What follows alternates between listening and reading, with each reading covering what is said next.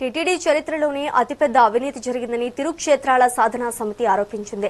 TTD షాపులనే టెండర్దారులు private వ్యక్తులకు అమ్మేశారని తెలిపింది. టీటీడీకి చెందిన 84 షాపులకు 40 సంవత్సరాల నుంచి ఎటువంటి టెండర్లు లేకుండానే చేశారని సమితి అధ్యక్షులు తుమ్మ ఓంకార్ అన్నారు. ఈ షాపులను తక్షణమే టీటీడీ స్వాధీనం చేసుకోవాలని శివకామేశ్వరి పీఠం పీఠాధిపతులు శివానంద స్వామి డిమాండ్ చేశారు. షాపులు అనేది ఎవరికి కూడా తెలియకుండా గత 40 సంవత్సరాల నుంచి మబ్బి పెట్టి ఉంచినారనమాట. మనం ఇంతవరకు ఎక్కడ కూడా విన్నది, ఇంతవరకు ఎప్పుడు మనం వెళ్ళలేదు ఈ మాట. ఒక ప్రైవేట్ వ్యక్తులు టీటీడీ షాపులను అమ్మివేశారు.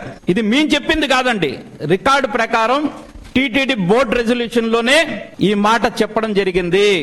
ఇక్కడ సాక్ష్యాధారం క్లియర్ గా ఉంది. ఇంకా వివరంగా కూడా మీరు చూడొచ్చు. క్లైమింగ్ యాజ్ పర్చేసర్ 4 షాపులను అమ్మేసినారంట. టీటీడీ ప్రాపర్టీ, టీటీడీ ఆస్తి, వెంకటేశ్వర స్వామి ఆస్తిని ప్రైవేట్ వ్యక్తులు ఎలా అమ్మేస్తారు? చరిత్రలో విన్నారా ఎప్పుడైనా ఈ మాట? ఇక్కడ చూస్తున్నాం మనం. దీన్ని టీటీడీ కూడా అంగీకరించి టీటీడీ బోర్డు రెజల్యూషన్ లోనే వాళ్ళ తీర్మానంలోనే ఈ పొందుపరిచారు. 4 షాపులను అమ్మేశారంట. ఏం షాపులు అంటే అవి టెండర్ షాపులు.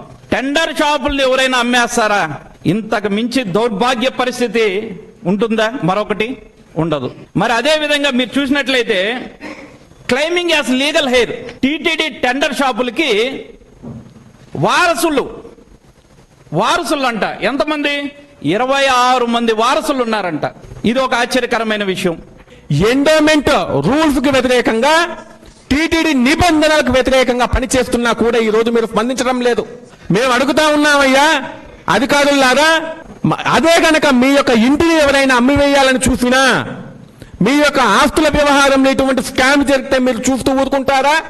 ఇది వరకు ఎప్పుడో వారి మీద కేసులు పెట్టి కఠిన చర్యలు తీసుకుంటారు. మరి టీటీడీ ఆస్తుల విషయం లోపల ఇంత పెద్ద స్కామ్ జరుగుతున్నా కూడా మీరు ఎందుకు స్పందించడం లేదు? అంటే టీటీడీ ఆస్తి అంటే మీ ఆస్తి కాదనుకుంటున్నారా? ఒక విషయం గుర్తుపెట్టుకోవాలి అధికారులందరూ కూడా, టీటీడీ ఆస్తి అంటే సాక్షాత్తు కలియుగ ప్రత్యక్ష దైవం వెంకటేశ్వర స్వామి ఆస్తి. టీటీడీ ఆస్తి అంటే భక్తులందరి ఆస్తి.